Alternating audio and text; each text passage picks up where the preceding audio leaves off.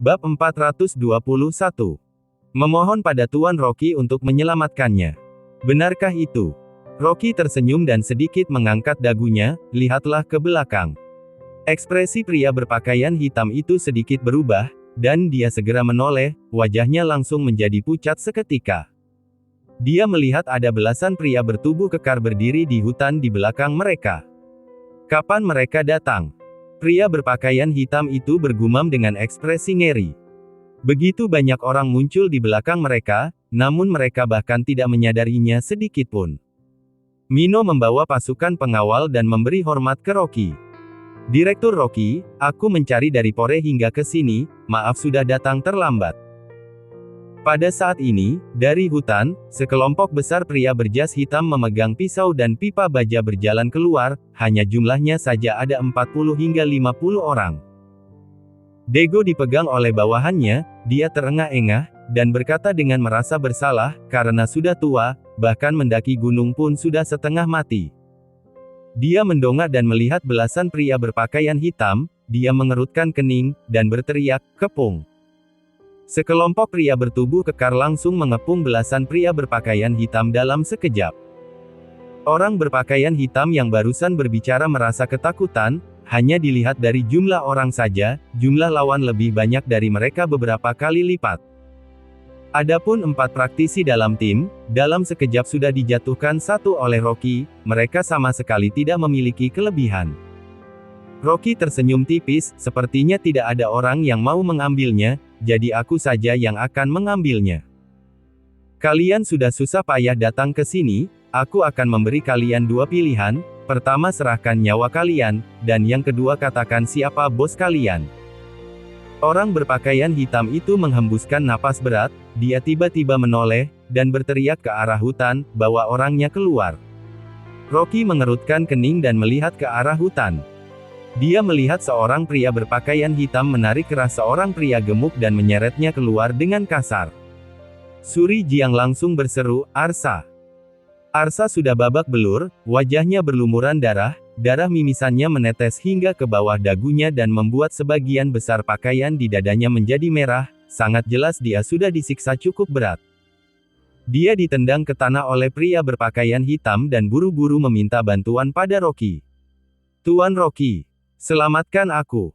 Pria berpakaian hitam itu memegang pisau, dan meletakkannya di leher Arsa, dia tersenyum sinis pada Rocky. "Orang ini selalu mengikuti belakang kalian," dia bilang, "dia adalah temanmu. Jika kamu tidak menyerahkan barangnya dan membiarkan kami pergi, maka aku akan membuat temanmu mati di depanmu." Arsa segera menjerit histeris, "Tuan Rocky tolong selamatkan aku."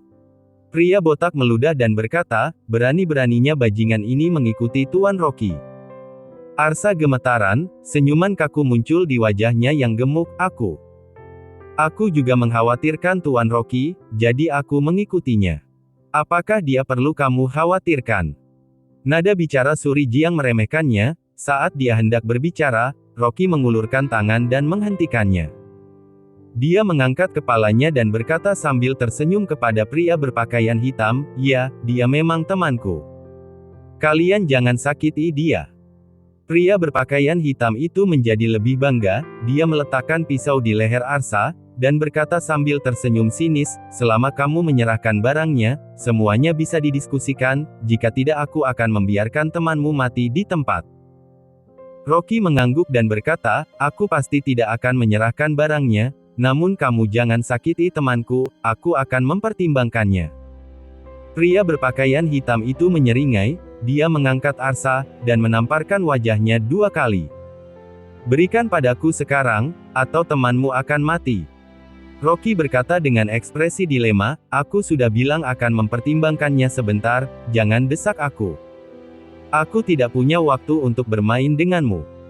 Pria berpakaian hitam itu mengangkat pisau dari tangannya dan memotong satu telinga Arsa sambil berteriak, "Kamu mau menyerahkannya atau tidak?"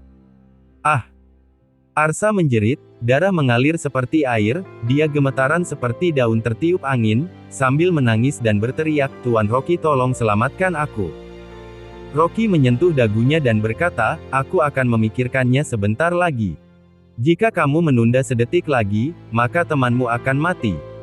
Pria berpakaian hitam itu mengangkat pisaunya lagi dan memotong telinga Arsa yang lain.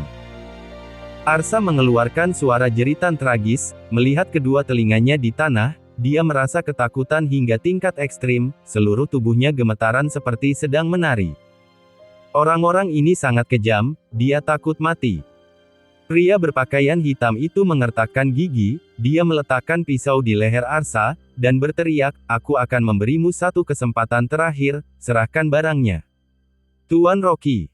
Arsa yang berlumuran darah, menatap Rocky dengan tatapan memohon, air mata dan ingusnya langsung mengalir, "Selama Tuan Rocky menyelamatkanku, aku. Keluarga Su akan memberi Anda 100 miliar, tidak.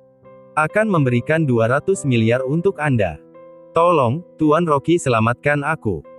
Rocky kali ini mengangguk dan berkata dengan sungguh-sungguh, "Aku sudah memikirkannya dengan matang, aku tidak akan menyerahkan barangnya.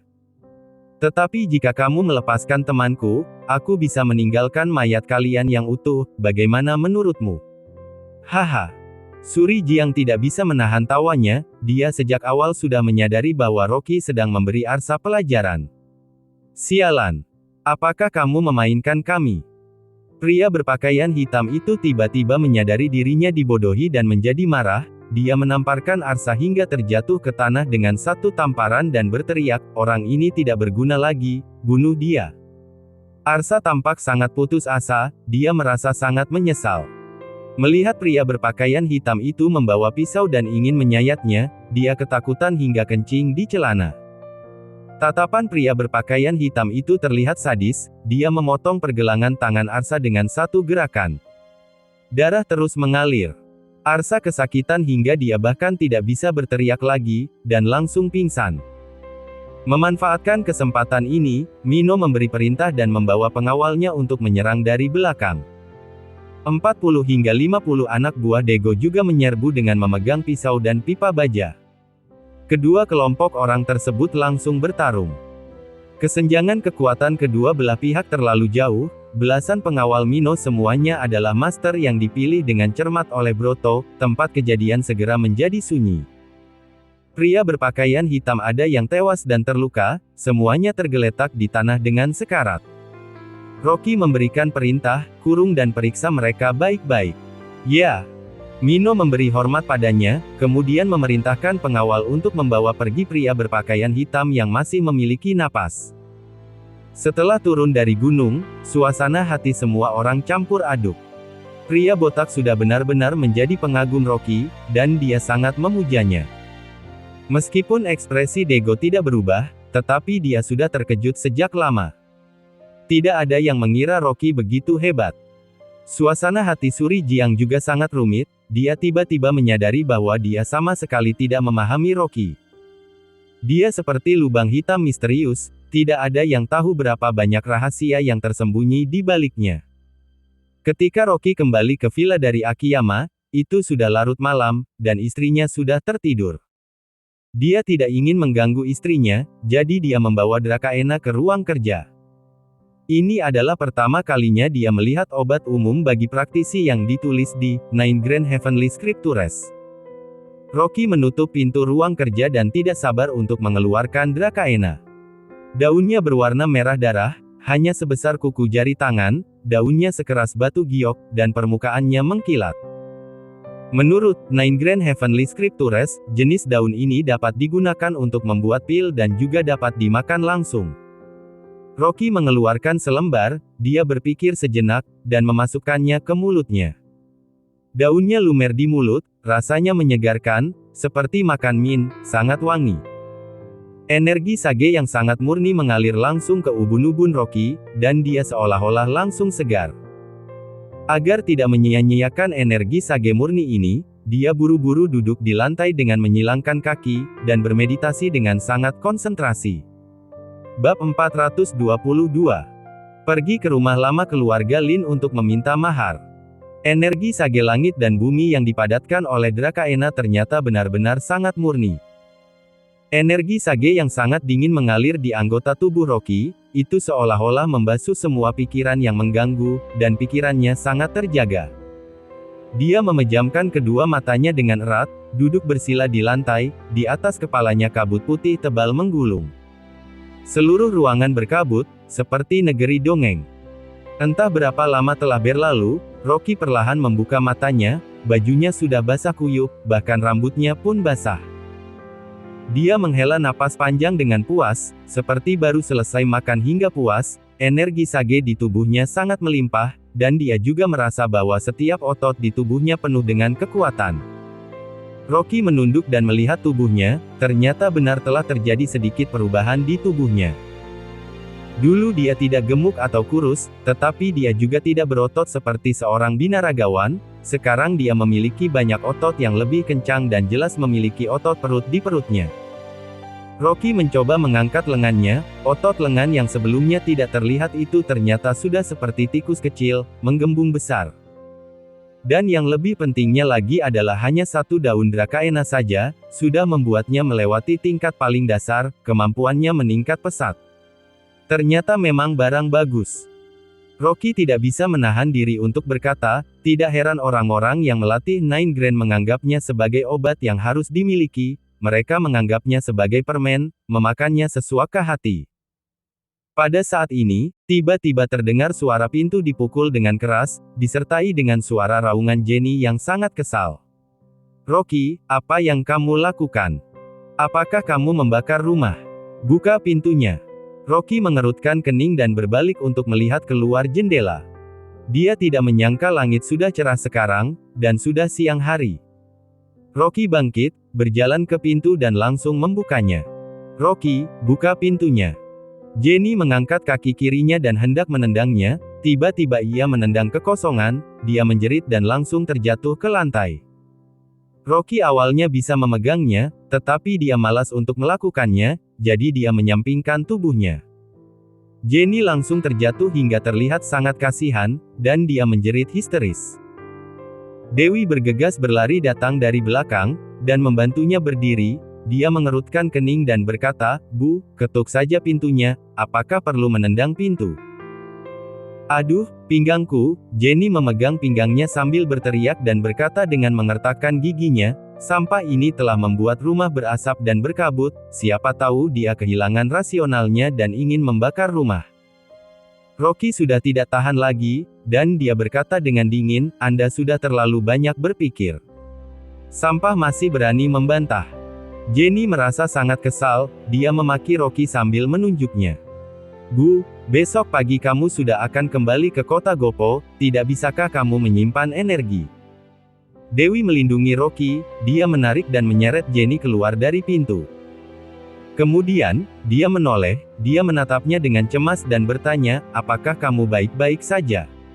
Mengapa di dalam kamar ada begitu banyak asap? Rocky melirik Jenny dan mencari alasan, ketika aku kembali tadi malam, aku basah kuyup dan ingin mengeringkannya, tidak disangka korsleting dan hampir menyebabkan kebakaran, sekarang sudah tidak masalah. Dewi berkata dengan menyalahkannya, berhati-hatilah sedikit, ganti saja pakaianmu jika sudah basah. Pada saat ini, Andrew bergegas masuk dengan panik dan melihat sekeliling, jangan-jangan bonsaiku juga sudah terbakar. Dia masuk ke dalam kamar dan bergegas ke ambang jendela, dia menghela napas lega, menepuk dadanya dan berkata, itu sangat mengejutkanku, ini adalah tanaman green pinus tebing yang aku beli dari pasar gelap dengan harga 10 juta. Bonsai apa-apaan, bukankah itu hanya tanaman yang tumbuh di batu rusak? Jenny langsung mengomel, cepat buang itu. Andrew akhir-akhir ini terobsesi pada bonsai lagi, jadi dia tentu saja tidak akan mendengarkannya, dia tiba-tiba melihat bonsai itu dengan berseru, bukankah jelas-jelas pohon yang sudah layu, mengapa daunnya berubah menjadi hijau? Ayah, kamu pasti salah lihat. Dewi juga berjalan mendekat, dan dia tercengang saat melihat bonsai itu. Dia ingat dengan jelas bahwa pinus kerdil pada bonsai ini kemarin jelas-jelas sudah layu, tetapi sekarang itu hijau dan terlihat sangat segar. Bahkan lumut setengah kering pada bonsai terlihat tumbuh dengan sangat segar. Andrew tidak berpikir terlalu banyak, dia tersenyum gembira, kalian lihat, aku telah menemukan barang bagus. Bonsai ini memiliki bentuk yang indah dan dapat disebut barang langka. Jika bukan karena pinus kerdil mati, pemilik aslinya tidak akan menjualkannya kepadaku dengan harga 10 juta. Aku akan kaya. Sekarang pohon pinus ini hidup kembali, setidaknya bisa dijual dengan harga 100 juta. Jenny memakinya, siapa yang kebanyakan uang hingga mau menghabiskan 100 juta untuk setumpuk batu jelek milikmu ini? Aku lebih baik membeli kalung emas daripada membeli barangmu ini. Karena akan kembali ke kota Gopo keesokan paginya, Dewi bahkan tidak memiliki waktu untuk mengobrol sejenak dengan Rocky. Dia kembali ke kamar untuk mengemasi barang bawaannya. Jenny berjalan keluar dengan ekspresi kesal, dan menaiki taksi menuju pinggiran kota. Dia tidak ingin kembali ke kota Gopo, tetapi putrinya bersikeras ingin pergi. Rocky ternyata kerabat jauh keluarga Lin. Jenny merasa sangat tidak senang. Dia sudah datang ke kota sahaja dengan susah payah, namun dia bahkan tidak pernah pergi ke rumah besannya. Dia juga tidak mendapatkan sepeser pun uang. Dia diam-diam mencari tahu tentang lokasi rumah lama keluarga Lin, dan menyelinap keluar ketika putrinya sedang mengemasi barang-barang. Dia berencana pergi ke keluarga Lin untuk meminta mahar. Keluarga Lin sangat kaya, bahkan jika memberikan beberapa miliar kepadanya, dia sudah tidak datang sia-sia. Lebih dari 1 jam kemudian, Jenny keluar dari mobil dan berdiri di luar area villa. Di depannya ada sekelompok villa yang mewah dan elegan dengan pemandangan yang indah. Itu tidak terlihat seperti kota sahaja yang ramai, ini adalah tempat tinggal yang indah. Ternyata benar, tempat tinggal orang kaya di kota sahaja memang berbeda. Jenny merasa iri, dia mengangkat kakinya dan berjalan masuk. Dia berencana untuk bertanya di mana rumah keluarga Lin. Namun, sebelum dia masuk, dia dihentikan oleh penjaga keamanan. Bahkan meskipun dia mengatakan bahwa menantunya adalah tuan muda keluarga Lin, penjaga keamanan juga tidak membiarkannya masuk, dan malah menatapnya dengan tatapan penghinaan. Nyonya tua, jangan membual. Hanya dilihat dari penampilanmu yang miskin ini saja, bisakah kamu memiliki hubungan dengan keluarga Lin? Jenny sangat marah dan dia berteriak-teriak di pintu gerbang. Pada saat itulah sebuah mobil Rolls-Royce yang mewah perlahan melaju keluar dari area villa. Jenny buru-buru minggir, dia berpikir dengan iri, senangnya punya uang, bahkan mobil yang dinaiki pun begitu berkilau. Ketika mobil Rolls-Royce melewatinya, mobil itu tiba-tiba berhenti. Jendela mobil diturunkan, seorang wanita tersenyum padanya dan berkata, "Apa yang kamu lakukan di sini?" Begitu melihat wajah ini, Jenny sangat terkejut dan langsung terduduk di bawah, seluruh tubuhnya gemetaran. Bukankah dia ini wanita galak yang memimpin sekelompok pengawal hari itu untuk datang ke rumahnya memamerkan kekuatannya? Selfie. Jenny sangat ketakutan sampai-sampai dia hampir terkencing di celana. Rasa takut saat kepalanya ditodong pistol hari itu membuatnya mengalami mimpi buruk selama beberapa hari. Selfie tersenyum padanya dan berkata, "Jangan khawatir, aku tidak akan melakukan apapun padamu." Bagaimanapun, Rocky juga merupakan kerabat keluarga Lin. Hari itu aku datang membawa orang untuk mencarinya karena aku bertengkar dengannya. Aku sudah melakukan hal gegabah. Kamu, jangan mendekat. Jenny masih ketakutan dan berkata dengan gemetaran. Tetapi bagaimana Selfie akan mendengarkannya? Dia memerintahkan sopir untuk membuka pintu. Dia yang memakai sepatu hak tinggi berjalan ke arah Jenny sambil tersenyum, dan berkata sambil tersenyum, "Aku minta maaf atas masalah yang terjadi pada keluargamu hari itu. Setelah kejadiannya berlalu aku sangat menyesalinya, itu semua karena aku sudah gegabah." Setelah itu, dia mengeluarkan cek dari tas LV dengan kuku merahnya dan menyerahkannya kepada Jenny. "Bibi Jenny, 4 miliar ini untuk kompensasi karena sudah membuatmu terkejut. Kamu bisa membeli beberapa suplemen untuk mempersehat tubuh. Apakah ini untukku?" Jenny menatap Selfie dengan tatapan terkejut dan ragu-ragu. Wanita galak ini hari itu memerintahkan orang untuk memukul dan membunuh. Mengapa hari ini dia sangat berbeda dan bersikap begitu sopan padanya? Bab 423. Menaruh obat dalam minuman. Selfie berkata sambil tersenyum, "Rocky juga dapat dianggap sebagai kerabat keluarga Linku. Bagaimana aku bisa melukai orang sendiri? Itu karena dia mempermalukan keluarga Linku di kota Sahaja, jadi aku dibuat sangat marah olehnya hingga mengambil tindakan gegabah. Selfie tersenyum lagi dan memberikan ceknya. Jenny sudah menyingkirkan banyak kewaspadaannya. Dia mengulurkan tangan dan mengambil cek itu. Dia berdiri dan berkata sambil tersenyum canggung. Sampah itu. Oh tidak, Rocky memang begitu. Jangankan mempermalukan keluarga Linmu, bahkan martabat keluargaku pun hilang karena dia. Selfie tersenyum dan berkata, Bibi, ayo mengobrol dalam mobil. Kebetulan aku punya banyak ginseng bernilai miliaran di tempatku, Anda bisa menggunakannya untuk menambah stamina tubuh. Jenny merasa sedikit tidak tenang, tetapi ketika melihat kecek di tangannya lagi, dia juga menginginkan suplemen senilai miliaran. Dia pikir dia tidak akan berani melakukan sesuatu padanya, jadi dia langsung naik ke mobil. Di belakangnya, Selfie mempertahankan senyuman cantik di wajahnya, tetapi terlihat sedikit cahaya licik melintas di matanya.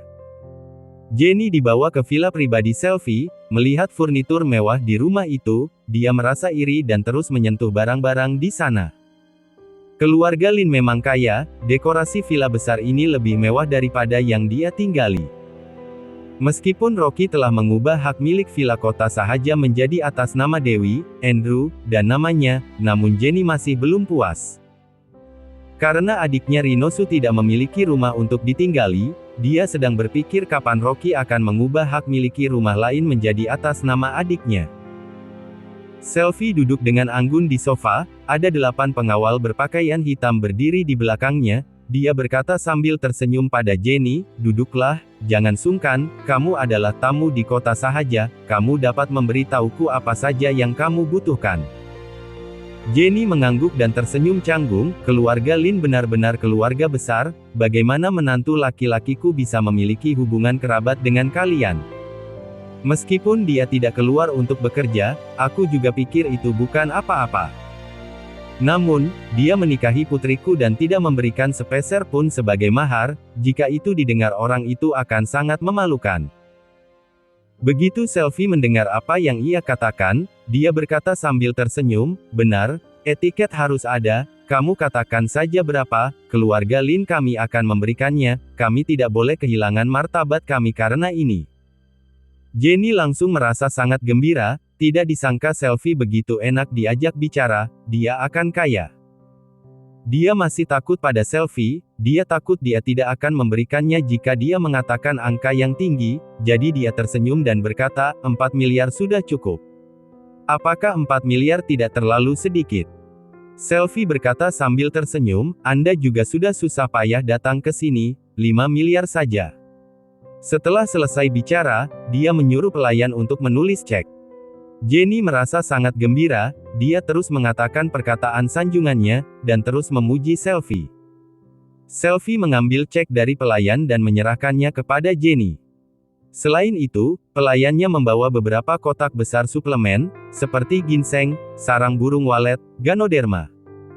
Hanya dengan melihat kemasannya saja sudah bisa tahu bahwa itu adalah barang bagus.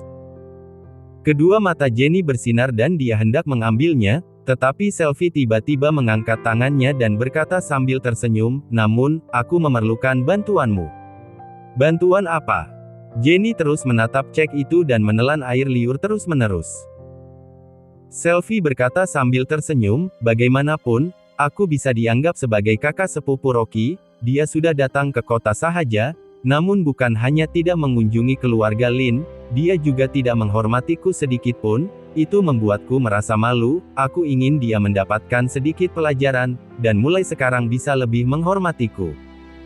Jenny buru-buru berkata, baiklah, aku akan memarahinya ketika aku pulang nanti. Aku akan menyuruhnya tidur di ruang tamu. Menyuruhnya datang meminta maaf kepadamu. Selfie menggelengkan kepalanya dan berkata, aku memahami kepribadiannya, dia pasti tidak akan meminta maaf kepadaku. Jenny sekarang juga tidak bisa memerintahkan Rocky lagi, dia hanya bisa tersenyum canggung, kalau begitu aku akan memarahinya habis-habisan. Tidak ada gunanya memarahinya. Selfie tersenyum, dia mengambil kantong kertas kecil dari tangan pelayan, dan meletakkannya di atas meja teh marmer. Ini obat diare, sedikit saja bisa membuat orang diare dan terus ke toilet selama beberapa hari. Obat penawarnya ada di tanganku. Jika Rocky tidak datang meminta maaf kepadaku, kamu beri dia minum ini, suruh dia datang meminta maaf kepadaku, dan aku akan memberinya penawarnya. Jenny menatap kantong kertas kecil itu dan meragu sejenak. Tidak peduli seberapa bodohnya dia juga tahu bahwa obat tidak dapat sembarangan diminum. Bagaimana jika yang diberikan Selfie itu adalah racun? Seolah-olah memahami pikirannya, Selfie menuangkan sedikit bubuk obat dari kantong kertas itu ke dalam cangkir, lalu meminum air di cangkir di depannya, dan tersenyum. Jangan khawatir, keluarga Lin melarang sanak saudara saling membunuh, aku hanya ingin dia mendapatkan sedikit pelajaran. Aku tidak akan membunuhnya. Jenny masih tidak berani, dan hanya tersenyum. 10 menit kemudian, ketika dia melihat Selfie tampak baik-baik saja, dia baru merasa tenang dan bertanya, apakah obat ini benar-benar tidak bermasalah? Selfie mengangkat alisnya, lihatlah aku, bukankah aku baik-baik saja? Setelah semuanya selesai, selain cek senilai 5 miliar ini, aku juga akan memberikan villa ini untukmu. Apakah villa ini benar-benar akan diberikan untukku? Mata Jenny membelalak karena terkejut. Selfie berkata sambil tersenyum, aku selalu tepat janji, jika tidak, akan diletakkan di mana wajah keluarga Lin. Dia akan mendapatkan villa. Jenny tiba-tiba terengah-engah karena kegirangan.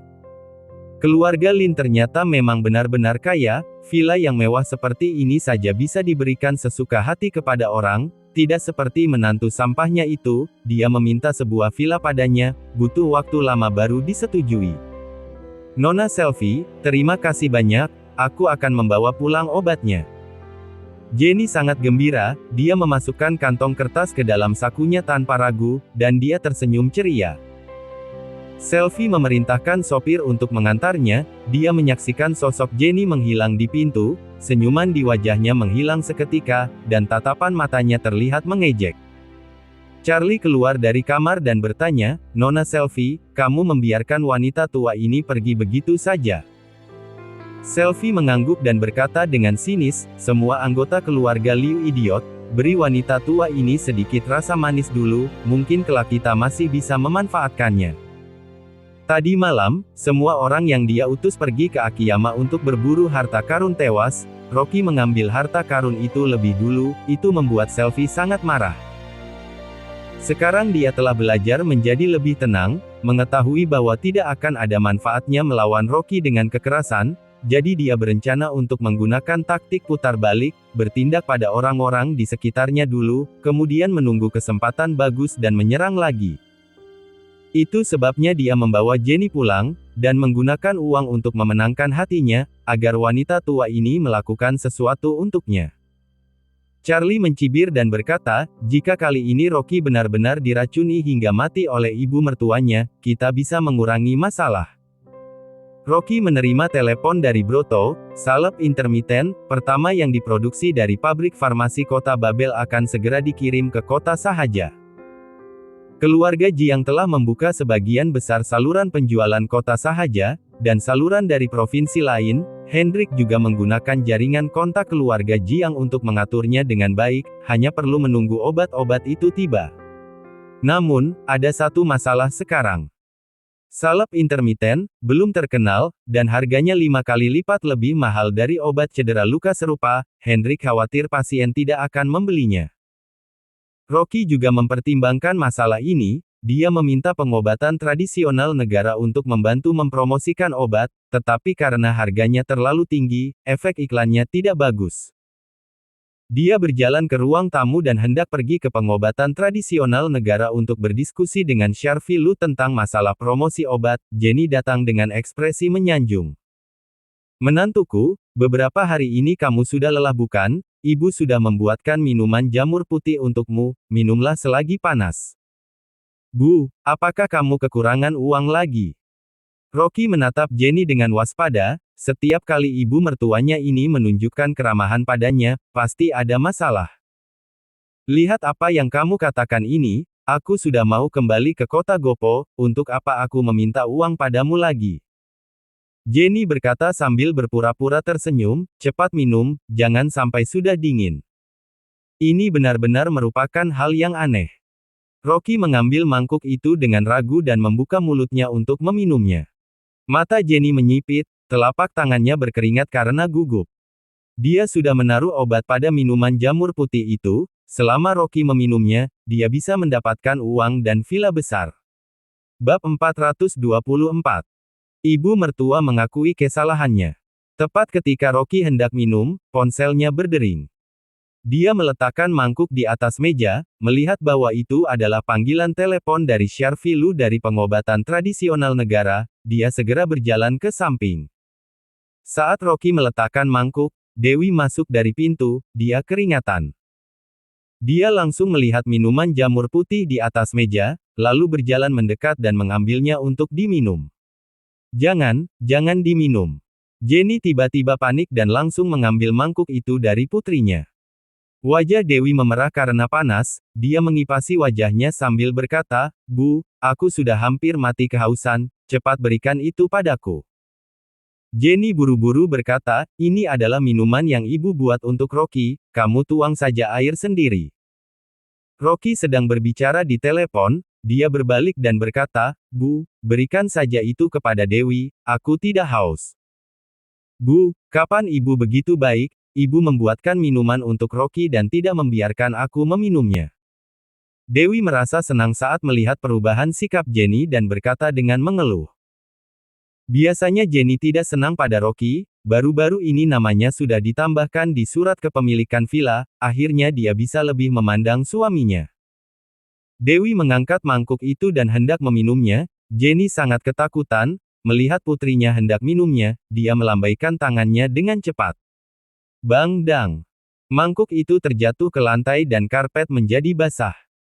Dewi tertegun, dan butuh beberapa saat kesadarannya baru pulih, lalu dia berteriak, "Bu, apa yang kamu lakukan ini?"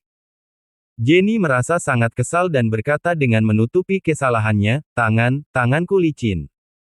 "Apanya yang tangan licin? Ibu jelas-jelas sengaja menjatuhkannya." Dewi sangat marah, dia melihat ke arah minuman yang tumpah di lantai, lalu dia tiba-tiba menjadi curiga, "Bu, apakah kamu menambahkan sesuatu yang lain ke minuman ini?" Jenny terkejut, dan bergegas menjelaskan, "Apa yang aku tambahkan? Apakah menurutmu ibu adalah orang seperti itu?" Rocky telah selesai menelpon, Sharfi Lu bertanya apakah dia punya waktu. Besok dia harus menghadiri pertemuan sosialisasi akademik luar negeri di pengobatan tradisional negara. Dia bilang ada sekelompok ahli dari Institut Penelitian Medis yang ingin datang ke pengobatan tradisional negara untuk bersosialisasi. Sebagai kurator ia harus pergi bersosialisasi. Jenny ribut di sampingnya, dia tidak bertanya secara rinci, dan langsung menyetujuinya. Rocky berjalan mendekat dan melihat minuman yang tumpah di lantai. Orang seperti apa Jenny, apakah dia masih belum mengenalnya? Kalian mengobrol saja dulu, Bu, bersihkan lantainya nanti. Jenny tidak berani menatapnya, dia membungkuk dengan gugup. Jenny yang seperti ini, semakin membuat Rocky lebih curiga, dan dia berkata dengan dingin, "Jenny, apakah kamu menambahkan sesuatu di minuman ini?" Aku tidak menambahkan apa-apa." Jenny sangat ketakutan hingga punggungnya berkeringat dingin, dia masih tidak mengakuinya dan berkata, "Kamu adalah menantuku, aku hanya khawatir kamu kelelahan." Rocky mengeluarkan suara tertawa 2 kali, "Hehe, jika ibu mertua yang lain yang mengatakan ini, dia masih akan percaya, tetapi ini adalah sesuatu yang dikatakan Jenny, dia jelas-jelas sedang berbohong." "Bu, kamu tidak akan benar-benar meracuni Rocky, bukan?" Dewi tertegun, dia sangat marah, "Bu, aku akan mengganti nama villa itu menjadi atas nama Rocky sekarang." Setelah itu, Dewi sangat marah hingga dia ingin mengambil sertifikat rumah, bagaimanapun pemilik utama atas villa itu adalah dia. Jenny ketakutan, dia bergegas menghentikannya, dan berkata dengan gagap, Aku tidak menaruh sesuatu yang berbahaya, aku hanya menaruh sesuatu." "Bu, kamu benar-benar ingin meracuni Rocky?" Dewi langsung menangis, seluruh tubuhnya gemetaran, "Apakah kamu ingin aku menjadi janda?" Ekspresi Rocky juga menjadi tidak enak dipandang, ia tidak menyangka Jenny akan bisa melakukan hal seperti itu, dan dia berkata dengan cemberut, obat apa yang kamu masukkan ke dalam minuman ini? Jika kamu tidak mengatakannya maka segera keluar dari villa. Jenny gemetaran dan berkata dengan ekspresi sedih, itu obat diare, Selfie yang memberikannya kepadaku. Apakah kamu pergi mencari Selfie? Dewi semakin marah dan hampir pingsan, wanita itu memiliki niat buruk terhadap Rocky, untuk apa kamu pergi mencarinya? Jenny menundukkan kepalanya dan berkata, aku hanya ingin keluarga Lin memberikan mahar, ketika aku ke sana, aku bertemu dengan Selfie, dia bilang Rocky tidak menghormatinya, jadi dia ingin memberi sedikit pelajaran kepada Rocky, jadi dia memintaku menaruh obat diare, setelah Rocky mendapatkan pelajaran, dia akan pergi minta maaf padanya. Jenny.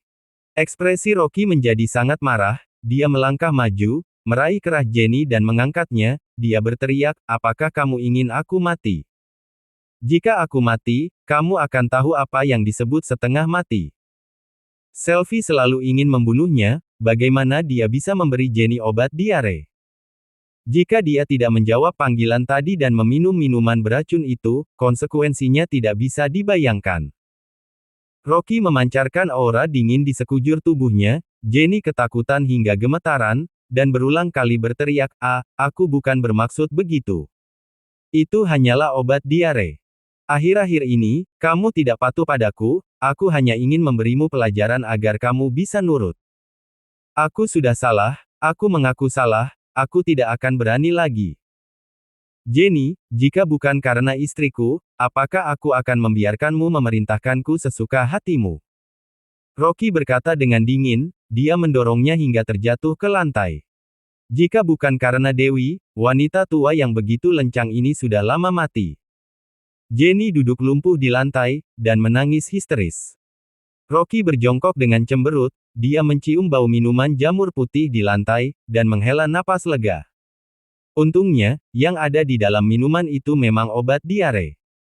Keluarga Lin memiliki larangan, pelanggar serius akan diusir dari keluarga, nyali Selfie tidak sebesar itu, dia tidak berani memberi racun kepada Jenny dan memintanya untuk meracuninya. Tampaknya Selfie hanya ingin memberinya pelajaran. Dewi benar-benar sangat marah, dia mengambil keputusan dan berkata dengan tegas, Bu, kamu pulang malam ini, naik kereta cepat untuk kembali ke kota Gopo. Dia tidak bisa membiarkan Jenny tinggal di sini dan menimbulkan masalah bagi Rocky lagi. Adapun sertifikat villa, Dewi juga mengambilnya kembali, dia tidak akan memberikannya kepada Jenny. Jenny menangis dengan histeris, tetapi dia tidak menyesalinya, dia hanya kesal karena kesialannya hingga ketahuan oleh Rocky. Begitu memikirkan 5 miliar dan villa besar sudah tidak akan menjadi miliknya, Jenny merasa sangat sedih dan menangis lebih keras. Dewi pergi ke kamar untuk mengemasi barang bawaannya, dia membatalkan tiket pesawatnya, dan memutuskan untuk menyuruh orang tuanya pulang meskipun harus naik kereta. Rocky meninggalkan Jenny yang melolong dan berjalan keluar rumah dengan ekspresi cemberut. Selfie berani melakukan ini padanya, dia tidak mungkin melepaskannya begitu saja. Dia mengeluarkan ponselnya dan menelepon Lian. Periksa, bisnis apa saja yang dimiliki perusahaan Mars. Perusahaan Mars adalah sebuah perusahaan yang didirikan di dalam negeri oleh Selfie atas nama ayahnya, dia dan bibinya sudah mengetahuinya sejak lama. Setelah beberapa saat, Lian menelepon dan memberi tahu Rocky tentang informasi yang ia dapatkan. Bagus. Rocky mengangguk dengan dingin, setelah menutup telepon, dia menelpon Joan, pemimpin Araha, dan Jimmy pemimpin Balmeru. Direktur Joan, ada kasino bawah tanah di pinggiran kota Gopo, kamu bawa orang hancurkan tempat itu. Direktur Jimmy, aku ingin meminta bantuanmu, ada tambang batu bara di Balmeru, dan perusahaan impor-ekspor perusahaan Mars, bisakah kamu menanganinya? Setelah selesai menelpon, ekspresi wajah Rocky sangat muram. Tempat-tempat ini adalah semua bisnis yang didirikan Selfie dulu dengan mengandalkan keluarga Lin, itu bisa dianggap hasil jerih payahnya. Meskipun dia diusir ke luar negeri, namun bisnis-bisnis dalam negeri ini terus beroperasi dan menghasilkan uang untuknya. Karena Selfie jahat, dia juga tidak perlu berbaik hati. Tidak peduli bagaimana Jenny ribut, Dewi kali ini sudah bertekad dan segera memesan 3 tiket kereta api cepat, dia membawanya ke stasiun kereta cepat.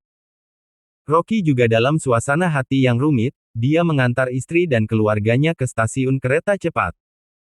Obat baru akan segera diluncurkan di pasaran, dia masih harus tinggal di kota Sahaja untuk sementara waktu dan harus berpisah dengan istrinya.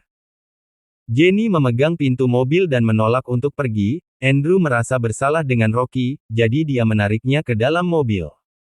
Dewi berdiri di tengah dan merasa sedih. Di satu sisi adalah ibunya, dan di sisi lainnya adalah suaminya. Dia tidak ingin merepotkan Rocky, tetapi dia tidak bisa meninggalkan ibunya begitu saja. Suamiku, kamu harus jaga kesehatanmu selama di kota Sahaja, jangan terlalu lelah. Setelah Dewi bicara, dia melangkah maju dan memeluk Rocky. Rocky meregangkan lengannya dan memeluk pinggang rampingnya, dia juga sedikit sedih. Ini adalah pertama kalinya Dewi berada di luar dan memanggilnya dengan panggilan, suami. Dulu dia selalu memanggilnya dengan nama. Tetapi dia harus tetap di kota Sahaja dan menunggu hingga obat baru diluncurkan untuk membuat grup Babel berjalan di jalur yang benar. Sekarang kekuatannya di keluarga Lin ditekan untuk sementara, dan grup Babel adalah pendukungnya. Untuk melindungi keselamatan istri dan keluarganya, dia harus menekan Selfie untuk mencegah hal yang sama terjadi lagi. Bab 425. Bagaimana jika kita membuat anak malam ini juga? Rocky menyaksikan kereta cepat melaju pergi, perasaannya sulit diungkapkan, dia merasa sedih seketika. Istrinya dengan susah payah datang ke kota Sahaja, namun dia pergi lagi, jika bukan karena dia masih ada urusan di kota Sahaja, dia tidak akan mau tinggal di sini. Tetapi dia adalah pria yang memiliki tanggung jawab, dia harus melindungi keselamatan istri dan keluarganya. Rocky berbalik dan hendak pergi, lalu dia tiba-tiba tertegun. Dia melihat Dewi berdiri di belakangnya, wajah kecilnya yang menawan memerah, matanya yang cerah berkedip-kedip, dia tampak ingin mengatakan sesuatu. Rocky tertegun, dan seluruh darah di tubuhnya langsung mengalir ke atas kepalanya. Dia bergumam, istriku, aku tidak salah lihat bukan? Bagaimana mungkin? Bukankah istrinya sudah naik ke kereta? Tepat ketika otak Rocky kosong, Dewi berkata dengan wajah memerah, suamiku, setelah aku berpikir sejenak, lebih baik aku tinggal di sini untuk menemanimu, aku tidak bisa meninggalkanmu sendirian di kota Sahaja, mungkin aku juga bisa membantumu. Istriku. Rocky tidak bisa lagi menahan kegembiraan di hatinya dan bergegas untuk memeluk Dewi dengan erat di pelukannya. Dia mengira Dewi telah pergi, tetapi tidak disangka istrinya tinggal di sini karena dia mengkhawatirkan keselamatannya. Rocky memeluk istrinya dengan erat dan sangat tersentuh hingga dia tidak bisa mengatakan apa-apa. Meskipun semua orang di keluarga Lin merasa bahwa Dewi memiliki latar belakang yang rendah, tetapi hanya Rocky yang tahu bahwa dia telah menikah dengan orang yang tepat. Dia pasti akan semakin menghargai istrinya yang sangat mencintainya ini. Wajah Dewi memerah, dia juga tiba-tiba membuat keputusan ini dan turun dari kereta cepat. Rocky membenamkan kepalanya di rambutnya yang indah dan bergumam, istriku, jangan khawatir, suatu hari nanti, aku akan membawamu pulang ke rumahku dengan terang-terangan. Dia memutuskan untuk membawa Dewi kembali ke keluarga Lin dengan terang-terangan, dia tidak akan pernah membiarkan siapapun meremehkannya lagi. Dewi mengulurkan tangannya dan memeluk pinggang Rocky, dia berkata dengan wajah memerah, kamu sudah memelukku terlalu erat. Aku hampir tidak bisa bernapas lagi. Rocky bergegas melepaskannya, tadi dia sangat gembira hingga memeluk istrinya terlalu erat. Sekarang ibu dan ayah mertuanya telah pergi dengan kereta cepat, hanya mereka berdua yang berada di kota Sahaja. Darah Rocky melonjak, dia menyentuh tubuh lembut istrinya, dan tidak bisa menahan diri untuk berkata, istriku, atau jangan menunggu hingga kembali ke kota Gopo lagi, bagaimana jika kita membuat anak malam ini juga? Ada banyak orang di sekitar, apakah kamu tidak takut didengar orang? Dewi terkejut, wajahnya yang cantik memerah sampai ke pangkal telinganya. Rocky menatap wajah cantik istrinya dan berkata, istriku, kamu sangat cantik. Meskipun istrinya hanya mengenakan gaun putih sederhana, rambut hitamnya panjang hingga pundak, serta tidak memakai perhiasan apapun, namun dia malah terlihat lebih cantik alami, dan auranya sangat mempesona. Banyak orang sekitar yang melirik istrinya dengan sengaja maupun tidak sengaja. Ini membuat Rocky cemburu, dia langsung memeluk Dewi dan menyatakan bahwa ini adalah wanitanya. Wajah Dewi yang cantik sudah benar-benar memerah dan matanya juga berkaca-kaca, dia berkata dengan tersipu, beberapa hari ini tidak bisa, waktunya tidak tepat. Rocky terkejut, dan langsung merasa sedih. Nada suara istrinya tadi jelas tidak setegas sebelumnya, setelah ibu mertuanya pergi, malah ada seorang kerabat lain datang lagi. Tetapi karena masalahnya sudah seperti ini, jadi Rocky terpaksa menyerah dan naik taksi kembali ke villa bersama Dewi. Namun, dalam perjalanan pulang, Rocky masih membujuk Dewi untuk kembali ke kota Gopo. Karena sekarang pondasinya di kota Sahaja belum stabil, Selvi terus mengawasinya, dan dia bahkan dapat melakukan hal-hal seperti menghasut ibu mertuanya untuk meracuninya. Jika Dewi tetap di kota Sahaja, Selvi mungkin akan mengalihkan titik fokusnya pada istrinya lagi. Setelah dibujuk Rocky, Dewi akhirnya setuju untuk kembali ke kota Gopo keesokan harinya. Hari ini Rocky tidak pergi kemana-mana, dia menikmati waktu berdua dengan istrinya di villa untuk pertama kalinya, dan tidur di ranjang yang sama serta memeluk istrinya saat di malam hari. Mereka berdua berpelukan, dan ada banyak hal yang mereka obrolkan. Rocky mengambil kesempatan untuk meraba-rabanya, Dewi setengah menolak, selain bagian yang paling intim tidak disentuh, hampir semua yang harus mereka lakukan telah dilakukan semua. Malam ini mereka bersenang-senang, Rocky telah melewati malam paling menyenangkan dalam 4 tahun pernikahannya. Namun, ketika Rocky sedang tidur dengan memeluk istrinya, Selvi menerima telepon.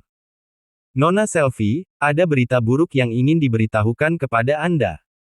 Tiba-tiba sekelompok petugas polisi datang ke kasino bawah tanah Anda, mereka mengatakan ada yang melapor bahwa Anda dicurigai melakukan bisnis ilegal dan tempat itu langsung ditutup malam itu juga. Semua staf kasino juga ditangkap. Ekspresi Selvi langsung berubah, dan dia berteriak dengan marah, kenapa bisa begini? Hanya orang yang aku percaya yang tahu kasinoku, siapa yang membocorkan rahasia? Ini, kami tidak tahu. Sialan. Selvi benar-benar marah, kukunya menggenggam ponsel dengan erat, seolah-olah dia ingin menggenggam ponsel hingga hancur untuk melampiaskan amarahnya.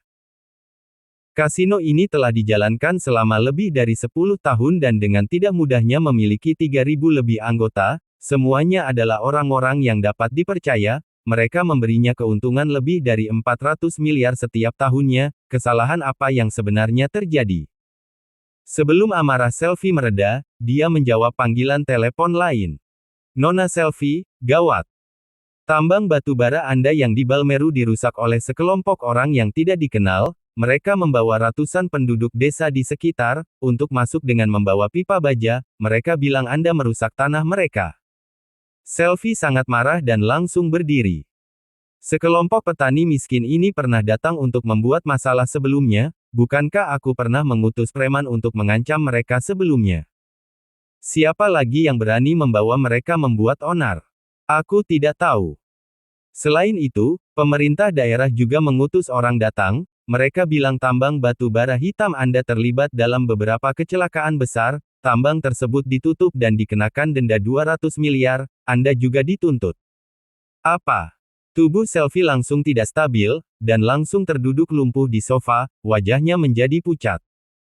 Saat ini, telepon rumahnya berdering seperti pengingat. Selvi bergidik, dan tidak berani segera mengangkat telepon.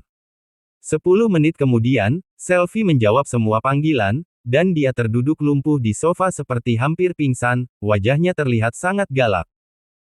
Beberapa kasino, tambang batu bara, dan perusahaan yang mengimpor barang-barang perdagangan luar negeri secara ilegal atas namanya disita pada waktu yang bersamaan, dia menderita kerugian triliunan. Tidak hanya mengalami kerugian uang, ada 3 pemerintah daerah sedang mengusut terkait perilaku ilegal, mungkin dia juga akan terlibat. Meskipun dia bisa memanfaatkan kekuatan keluarga Lin untuk menenangkan situasi untuk sementara waktu. Tetapi ayahnya pasti akan sangat marah, dan seluruh keluarga Jiang akan menyalahkannya, Selain itu kali ini dia sudah merugi besar, dia kehilangan setidaknya sepertiga dari bisnis atas namanya. Wajah Selfie menjadi pucat, wajah cantiknya berubah menjadi seperti hantu. Charlie berkata dengan mengerutkan kening, bagaimana bisa semua peristiwa ini terjadi pada waktu yang sama? Apakah ada orang yang sengaja melakukan ini? Siapa sebenarnya yang berani menentangmu? Selfie menggertakkan giginya, dia meraih vas antik dinasti Tang dan membantingnya ke dinding seperti orang gila. Boom! Sebuah vas senilai miliaran langsung pecah berkeping-keping. Selfie sangat marah hingga seluruh tubuhnya gemetaran, cahaya matanya terlihat sangat sengit, dan beberapa kata muncul di sela giginya. Rocky, aku benar-benar sudah meremehkanmu. Bab 426. Asosiasi Medis Saint Martin. Itu pasti dia. Selain dia, siapa lagi orang dalam negeri yang berani menentangnya secara terbuka? Dia menghasut Jenny untuk menaruh obat diare pada minumannya, ini pasti balas dendam Rocky padanya. Ekspresi wajah Charlie menjadi dingin, dan dia berkata dengan tegas, pasti dia. Selfie meredakan amarahnya, dan berkata dengan dingin, aku benar-benar tidak menyangka, tampaknya Rocky beberapa tahun terakhir ini hidup cukup baik di dalam negeri, bahkan ada orang yang membantu sampah ini. Selain kamu, aku juga harus menarik beberapa sekutu lagi untuk bersama-sama menangani Rocky. Nona Selfie, siapa yang ingin kamu ajak bersama? Selfie berdiri dengan dingin, meliriknya, dan berkata, kalau tidak salah keluarga Bai memiliki sekolah seni bela diri, sebelumnya kepala sekolahnya Victor pernah diburu dan ingin dibunuh di luar negeri, aku membantunya untuk menanganinya, kamu hubungi dia sekarang dan katakan aku ingin meminta bantuannya. Keesokan paginya, Rocky mengantar Dewi ke bandara untuk kembali ke kota Gopo. Dewi dengan enggan berkata, suamiku, aku akan menunggumu kembali. Rocky mengangguk dengan sungguh-sungguh, dan bersumpah dalam hatinya bahwa Dewi harus masuk ke gerbang rumah keluarga Lin dengan terang-terangan dan diakui oleh seluruh anggota keluarganya. Setelah mengantar Dewi, Rocky menerima telepon dari Sharfilu, dia memintanya untuk bersiap, pertemuan sosialisasi akademik akan diadakan sore hari di ruang rapat pengobatan tradisional negara. Kemarin, Rocky tidak menanyakan detailnya, sekarang dia berkata dengan mengerutkan kening, Sharfi, apa topik yang akan mereka bahas, supaya aku bisa mempersiapkannya lebih awal. Direktur Rocky, kali ini yang datang berpartisipasi adalah Asosiasi Medis Saint Martin, kali ini topik utama yang akan dibahas adalah tentang pengobatan tradisional Tiongkok, dan beberapa profesor juga mempelajari resep pengobatan tradisional Tiongkok. Aku telah menyebutkan secara singkat mengenai salep intermiten baru Anda, mereka merasa sangat tertarik, Anda dapat memperkenalkannya kepada mereka nanti di panggung. Oke. Rocky mengangguk, dia merasa sedikit terkejut. Asosiasi Medis Saint Martin terkenal di dunia dan mengumpulkan banyak dokter terkenal di dalam dan luar negeri, namun, Saint Martin sebelumnya hanya berfokus pada penelitian pengobatan barat, tidak disangka mereka menjadi tertarik pada pengobatan tradisional Tiongkok. Ini adalah kesempatan bagus untuk mempromosikan pengobatan tradisional Tiongkok ke dunia. Pengobatan tradisional negara adalah aula pengobatan tradisional Tiongkok dan jendela bagi kalangan medis luar negeri untuk memahami pengobatan tradisional Tiongkok, sekarang dapat mempromosikan pengobatan tradisional Tiongkok melalui asosiasi.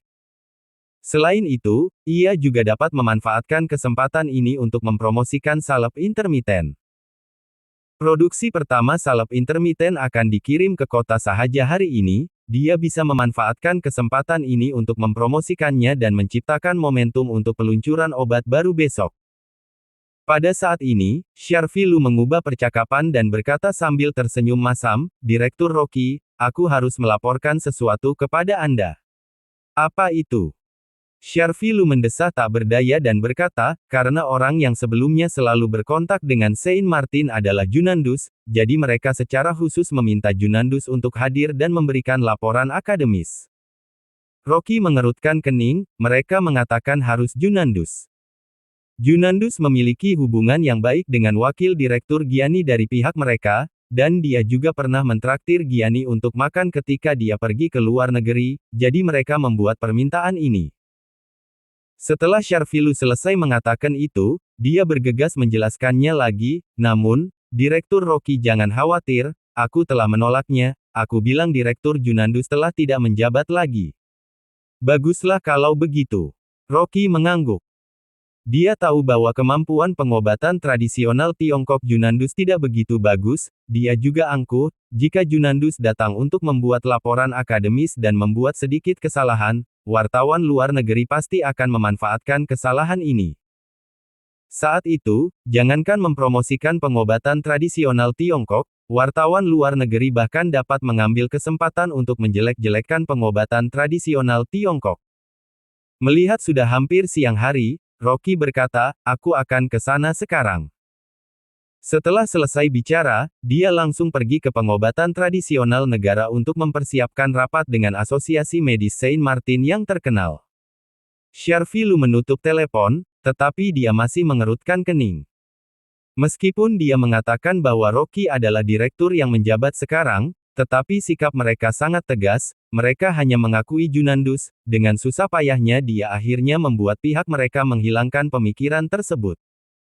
Dia tidak berani memberitahu Rocky tentang hal ini, karena takut merusak suasana persahabatan di antara kedua belah pihak. Pintu masuk Hotel Hilton. Beberapa mobil kecil melaju dan berhenti, belasan hingga 20-an orang asing dengan hidung mancung dan setelan jas yang bagus berjalan keluar dari mobil.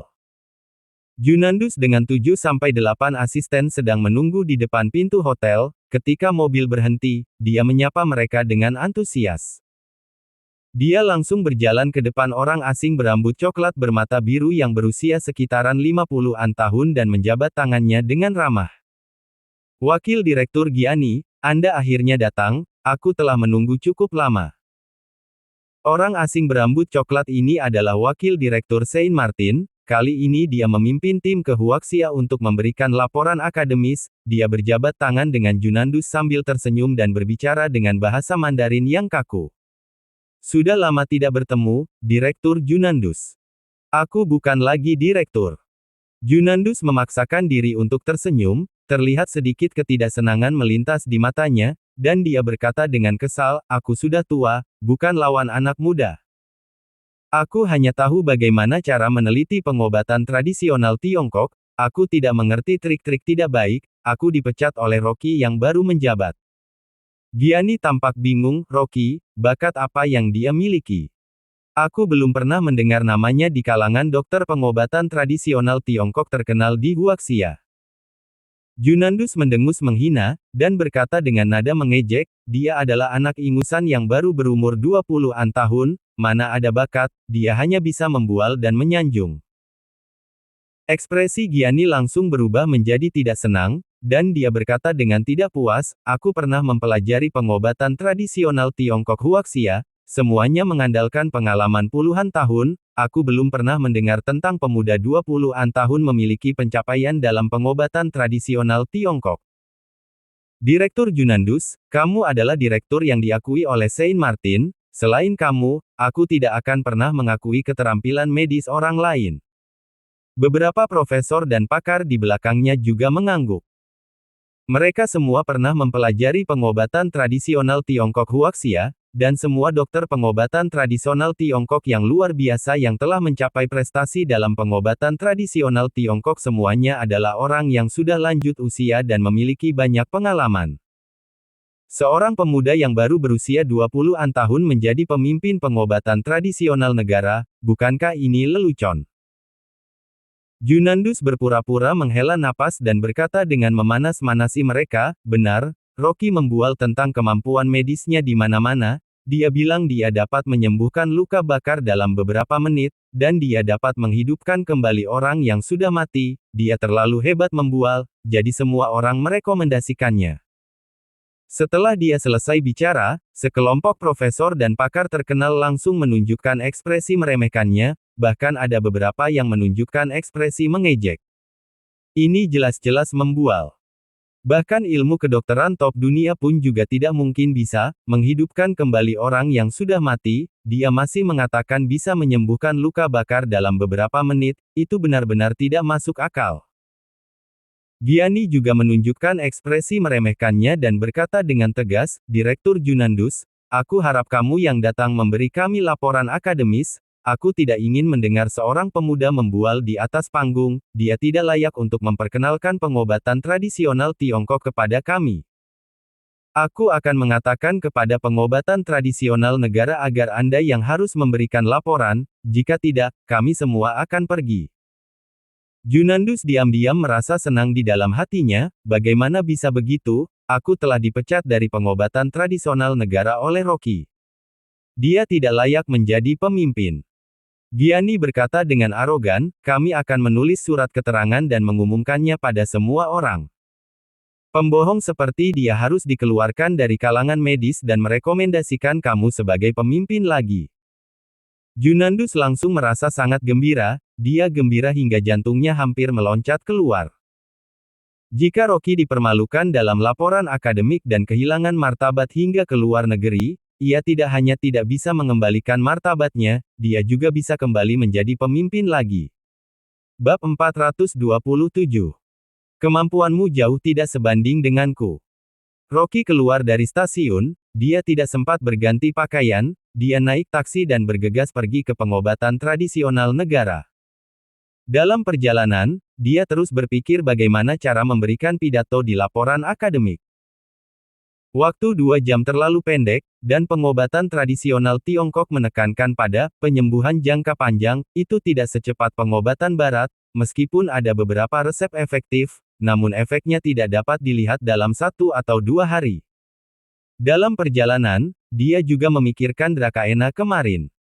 Saat itu, saat dia sedang berlatih, ruangan menjadi berkabut, dan bonsai milik ayah mertuanya yang sudah mati menjadi hidup kembali. Rocky saat itu memperhatikannya, mungkinkah Drakaena memiliki efek menghidupkan kembali orang yang sudah mati. Hanya saja pada saat itu Jenny membuat keributan, jadi dia tidak punya waktu untuk mempelajarinya secara mendetail, jika tidak, dia akan dapat menyebutkannya ke Asosiasi Saint Martin untuk membuat pengobatan tradisional Tiongkok menjadi terkenal dan terus berkembang. Setelah beberapa saat, taksi tiba di pengobatan tradisional negara. Rocky bergegas turun dari mobil dan berjalan masuk. Terjadi kemacetan lalu lintas di jalan, ketika dia datang, dia sudah terlambat 10 menit, pintu masuk penuh dengan mobil, dan banyak juga wartawan yang datang, mereka menunggu dengan membawa kamera dan perlengkapan mereka. Rocky tidak menyangka reputasi Saint Martin begitu besar, sepertinya seluruh wartawan kota sahaja datang semua. Namun, dia baru saja menjabat sebagai direktur beberapa hari, dan hari ini ia mengenakan pakaian sederhana, sehingga semua wartawan tidak ada yang mengenalinya, mereka semua sedang berdiskusi. Tadi, wakil direktur Gianni dan direktur masuk bersama, mereka mengobrol dengan sangat gembira, sepertinya mereka memiliki hubungan yang baik. Gianni dan direktur tadi juga mengumumkan di depan umum bahwa mungkin akan ada kerjasama di masa depan. Jika Saint Martin dan pengobatan tradisional negara bekerja sama, mereka dapat membuat pengobatan tradisional Tiongkok berkembang pesat. Semakin Rocky mendengarnya dia merasa semakin bingung, mengapa orang-orang Saint Martin masuk dengan direktur sebelum dia direktur sebenarnya ini datang. Apakah ada yang menyamar menjadi dirinya? Dia bergegas pergi ke aula dan berjalan ke aula laporan akademis.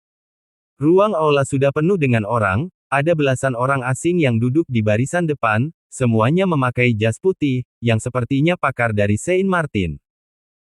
Tidak ada kursi kosong di aula, selain para profesional medis ternama dari dalam dan luar negeri, ada lebih dari 20 wartawan yang diundang secara khusus. Rocky tidak menyangka bahwa laporan akademis akan mendapat respon sosial yang besar, dan dia merasa sangat menyesali. Jika dia mengetahuinya lebih awal, dia akan bersiap-siap dulu sebelumnya dan membawa lebih banyak obat agar dia dapat mempromosikan pengobatan tradisional Tiongkok kepada teman-teman internasional. Saat ini, terdengar suara keributan di depan panggung. Dia melihat Sharfilu menghalangi sekelompok orang agar tidak naik ke panggung dengan marah, sementara Talita yang mengenakan jas putih, juga berusaha sebisanya menghalangi mereka. Rocky tertegun dan dia mendengar suara raungan Sharfilu. Direktur yang kami akui adalah Rocky, tidak ada yang boleh berbicara di atas panggung selain dia. Rocky melangkah maju dengan cepat dan melihat wajah Sharvie Lu penuh dengan amarah. Dia melangkah maju dan bertanya, "Sharvie, apa yang terjadi?" "Direktur Rocky, Anda akhirnya datang." Sharvie Lu langsung menjadi bersemangat seketika, seolah-olah dia melihat dewa penyelamat datang. Dia meraih lengannya, dan memperkenalkannya kepada beberapa orang asing dengan suara keras, "Dia adalah direktur kami, kalian jangan bicara lagi." Rocky menoleh dan langsung tertegun. Pria yang dikelilingi oleh sekelompok dokter dan pakar luar negeri ternyata adalah Junandus. Dia melihat Junandus mengenakan jas putih, penampilannya seperti seorang pemimpin. Dia berbicara dengan sekelompok dokter dan pakar luar negeri dengan sangat asyik. Ekspresi Rocky menjadi tidak enak dipandang dan dia berkata, "Junandus, bagaimana kamu bisa masuk tanpa surat undangan?" "Akulah yang mengundang Direktur Junandus untuk datang." Sebuah suara terdengar di samping Rocky. Rocky menoleh dan melihat bahwa dia adalah orang asing yang tadi berselisih dengan Sharvie Lu, dan dia berkata dengan dingin, "Siapa kamu?" Sebelum orang asing itu berbicara, asistennya yang berada di sebelahnya berkata dengan angkuh, "Dia adalah wakil direktur Gianni dari Saint Martin, ketua Asosiasi Farmasi Amerika Serikat Star Tropis, dan pakar dari Institut Pengobatan Filantropi Internasional.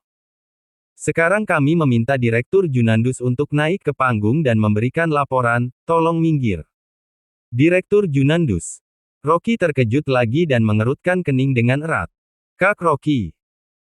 Talita mendekat, dan berkata dengan suara rendah dengan ekspresi kesal, "Para dokter asing ini sudah keterlaluan, mereka meminta Junandus untuk memberikan pidato, dan mereka bilang bahwa hanya Direktur Junandus yang merupakan dokter pengobatan tradisional Tiongkok senior yang mereka akui, hanya dia yang memenuhi syarat untuk bersosialisasi dengan mereka."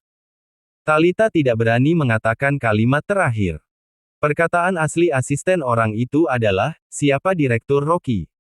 Sampah rendahan yang bahkan belum pernah kuliah di Fakultas Kedokteran, dia tidak layak untuk bersosialisasi dengan kami, dan kami juga tidak akan mengakuinya." Setelah Rocky mendengar perkataannya, dia juga sudah mengerti. Pandangannya melewati asisten itu dan berkata dengan sopan kepada wakil direktur Gianni, "Maaf, Junandus tidak lagi menjabat sebagai direktur tempat ini. Direktur saat ini adalah aku Rocky. Hari ini aku akan memberikan laporan akademik dan bertukar pengetahuan tentang pengobatan tradisional Tiongkok dengan kalian." Gianni mendengus arogan dan berkata dengan dingin, "Tuan Rocky, direktur yang kami akui hanya Junandus, kami harap dia yang memberikan pidato di atas panggung, silakan Anda pergi." Seorang pria asing berjanggut di sampingnya juga berbicara dengan tidak sungkan, "Kamu adalah Rocky Saint Martin, kami berharap kamu mengundurkan diri dan mengembalikan posisi direktur kepada Tuan Junandus, ilmu medisnya sangat baik, dan kami mengakuinya sebagai dokter pengobatan tradisional Tiongkok Huaxia. Kamu tidak layak menjabat di posisi ini." Talita bergegas berkata dengan suara rendah, "Dia adalah Profesor York, 3 spesialis ortopedi teratas di dunia, dan dia lebih terkenal daripada Gianni." Sekelompok pakar luar negeri berambut pirang dan bermata biru berdiri untuk memprotes dan meminta Rocky untuk turun dari panggung. Tempat kejadian menjadi heboh. Para wartawan tidak menyangka bahwa akan ada berita panas seperti ini terjadi dalam sosialisasi akademik, dan mereka terus memotret.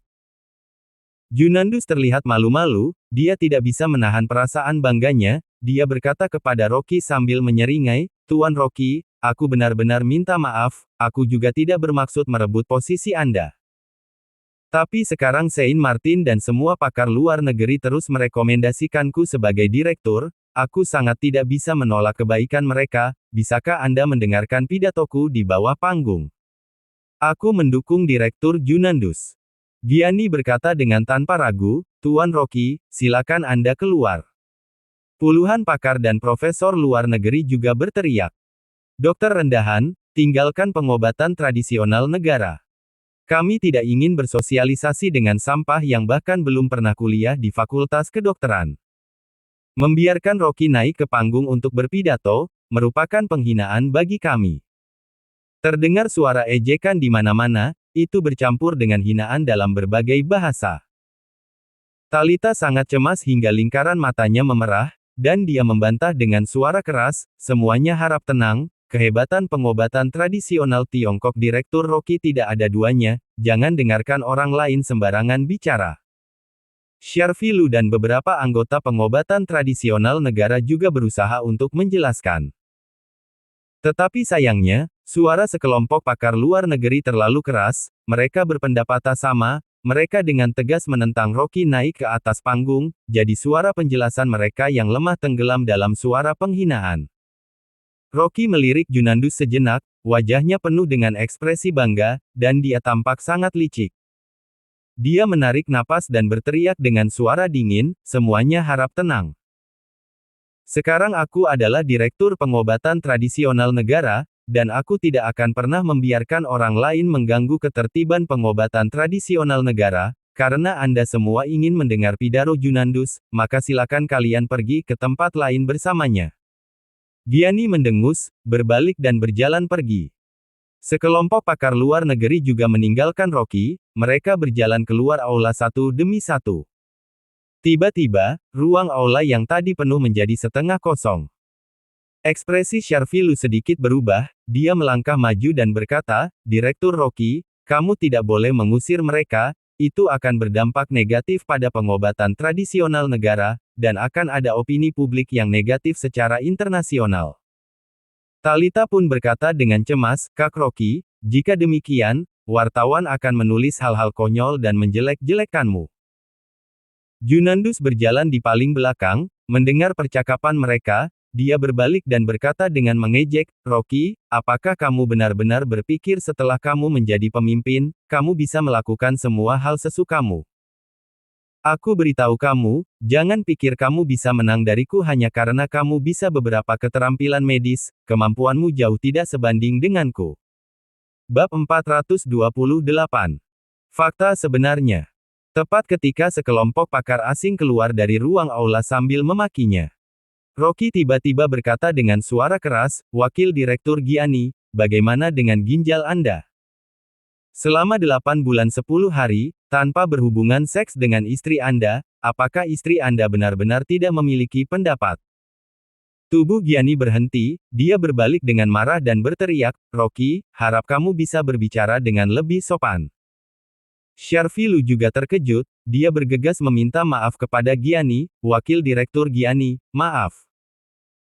Rocky tidak menghiraukannya dan berkata sambil tersenyum sinis, kamu hanya punya satu ginjal, dan itu sudah tidak berfungsi dengan baik lagi, jika kamu ingin memuaskan istrimu, kamu bisa tinggal di sini untuk mendengarkan pidatoku, jika kamu ingin impotensi seumur hidupmu, maka kamu bisa pergi. Ekspresi Gianni berubah, dia tertegun beberapa saat kemudian bergumam, siapa sebenarnya yang memberitahumu bahwa fungsi ginjalku rusak? Rocky mengabaikannya dan berkata kepada Profesor York, sebagai 3 spesialis ortopedi terbaik dunia, kamu bahkan tidak dapat menyembuhkan penyakit kecil seperti kanker tulang putramu. Dari mana keberanianmu untuk berdiri di depanku dan mengataiku? York melangkah mundur selangkah, matanya membelalak karena terkejut, dan mulutnya gemetaran. Kanker tulang putraku tidak pernah disebutkan kepada siapapun, bagaimana kamu bisa tahu? Rocky berkata dengan dingin, putramu masih punya waktu 5 bulan untuk hidup, jika kamu ingin dia tetap hidup, tinggallah untuk mendengarkan pidato, jika kamu ingin dia mati, maka silakan pergi. Selain itu, Nona rambut pirang, kanker lambung ibumu sudah stadium lanjut, bukan? Jika kamu ingin ibumu hidup lebih lama, tinggallah untuk mendengar pidato, jika kamu ingin dia mati, maka aku juga tidak akan menghentikanmu. Rocky hampir mengatakan semua penyakit terminal dari semua pakar serta para profesor yang hadir atau kerabat mereka. Sekelompok pakar asing yang tadi berteriak-teriak ingin pergi seakan-akan telah ditotok dalam sekejap, mereka membeku di tempat, dengan ekspresi berbeda di masing-masing wajah mereka. Terkejut, tertegun, tercengang. Ini adalah privasi mereka, beberapa orang bahkan tidak menyebutkannya kepada dunia luar, bagaimana mungkin dokter muda pengobatan tradisional Tiongkok Huaxia yang berada ribuan mil jauhnya ini bisa mengetahuinya. Ekspresi wajah Wakil Direktur Gianni menjadi tidak enak dipandang dan dia berkata dengan marah, Tuan Rocky, aku tidak tahu dari mana kamu mendengar tentang privasi kami, tetapi tolong jangan bercanda tentang itu. Rocky berkata dengan dingin, aku tidak bercanda, aku mengatakan yang sebenarnya.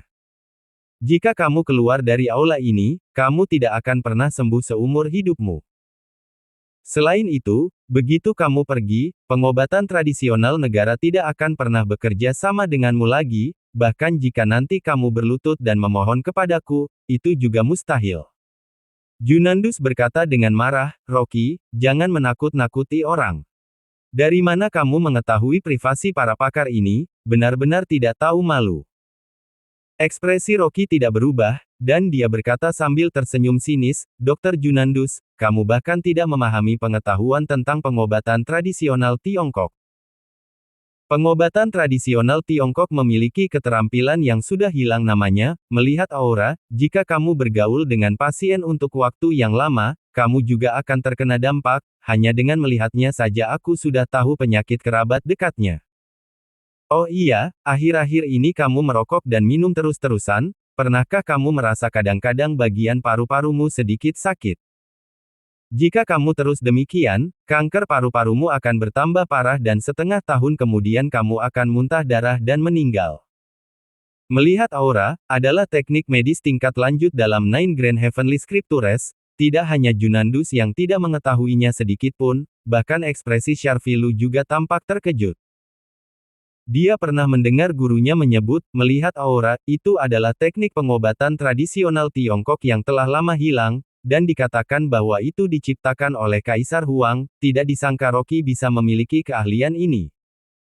Setelah mendengar perkataan Rocky, ekspresi wajah Junandus berubah, dia tertegun beberapa detik, kemudian berteriak, omong kosong. Aku sangat sehat, kamu tidak perlu menakut-nakutiku. Apakah aku hanya menakut-nakutimu atau tidak, apakah kamu sendiri tidak merasakannya? Rocky mendengus dingin, lalu berbalik dan berjalan ke atas panggung. Dia berjalan sambil berkata, aku akan menjelaskan pengobatan tradisional Tiongkok sekarang, apakah ingin pergi atau tetap tinggal, itu terserah pada kalian. Ekspresi Gianni sangat tidak enak dipandang, dia menahan amarahnya dan berkata, ayo kita pergi, dia berperilaku rendahan, dia pasti telah menyelidiki detail kita. Setelah selesai bicara, dia memimpin yang lainnya untuk berjalan keluar aula. Tapi York yang tadi sangat menentangnya, malah ragu-ragu dan berkata, Wakil Direktur Gianni, maaf, Anda pergi duluan saja. Aku masih ingin tinggal dan mendengarkan pidato Dr. Rocky.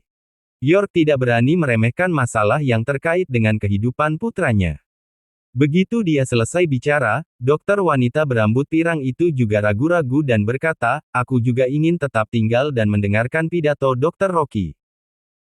Kanker lambung ibunya tidak pernah dikatakan keluar, hanya beberapa kerabat yang mengetahuinya, tetapi tidak disangka Rocky mengetahuinya, dan dokter wanita itu tidak mau melewatkan kesempatan. Wakil Direktur Gianni, aku juga ingin mendengarnya. Lebih baik aku tinggal untuk mendengarnya. Sekelompok pakar dan profesor asing yang tadi hendak pergi berbalik satu demi satu, dan berinisiatif untuk tetap mendengarkan pidato akademik Rocky. Kalian. Gianni merasa terkejut dan marah, dia tidak menyangka perkataan Rocky bisa membuat para dokter top dunia pengobatan barat dengan gelar doktor atau lebih tinggi mendengarkan perkataannya, itu membuatnya kehilangan martabatnya. Para dokter elit yang dibawanya benar-benar tidak bisa diandalkan, dan Gianni berkata dengan marah, Direktur Junandus, ayo kita pergi. Tidak disangka, begitu dia selesai bicara, Junandus menggosok tangannya dengan ekspresi canggung, Wakil Direktur Gianni. Aku pikir, tinggal untuk mendengarnya sebentar juga tidak masalah.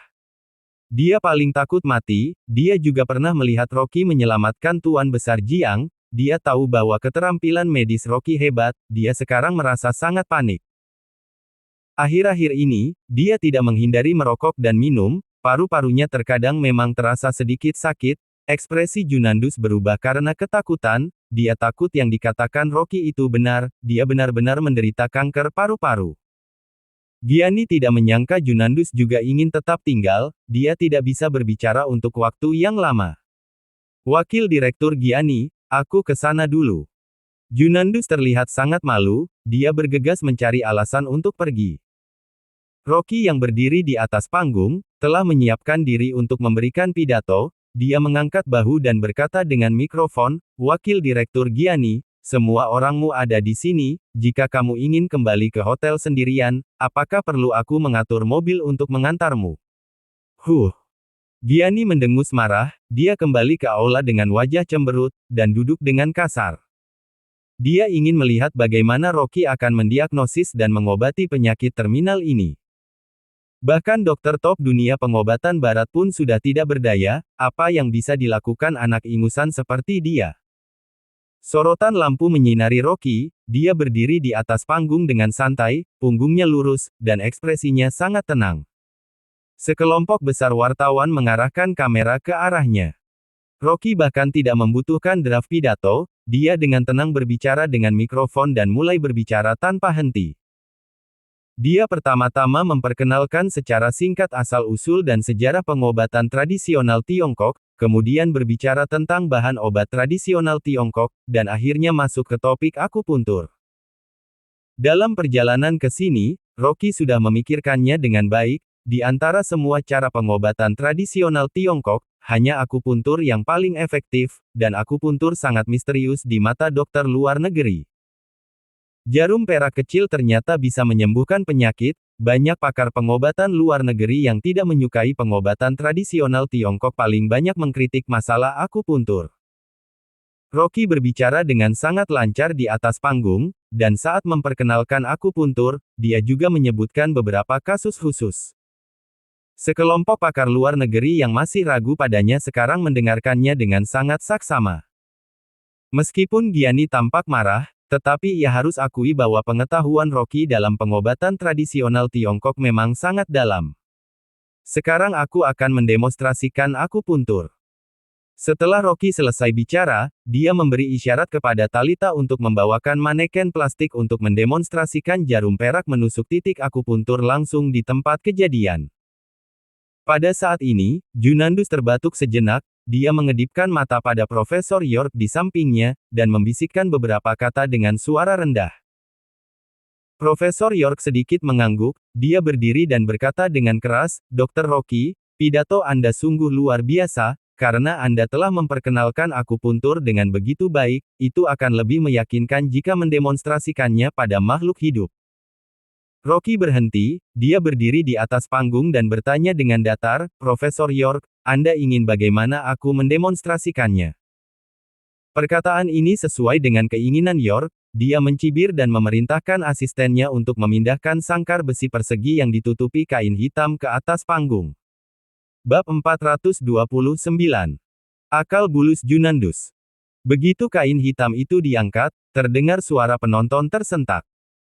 Mereka melihat seekor tikus putih yang setengah mati di dalam kandang. Ini adalah jenis yang biasa digunakan dalam eksperimen medis luar negeri, tetapi ada darah mengalir dari sudut mulutnya, matanya memerah, dan ada tumor sebesar bola pingpong di kakinya. York berkata sambil tersenyum sinis, "Dr. Rocky, telah ditanamkan 6 jenis sel kanker ke dalam tubuh tikus percobaan ini, termasuk sel kanker paru-paru, kanker laring, kanker lambung. Di antaranya, benjolan itu adalah kanker tulang stadium lanjut. Karena kamu mengatakan bahwa akupuntur dapat menyembuhkannya, mengapa kamu tidak melakukan demonstrasi langsung?" Begitu dia baru selesai bicara, langsung terdengar suara gumaman di tempat kejadian.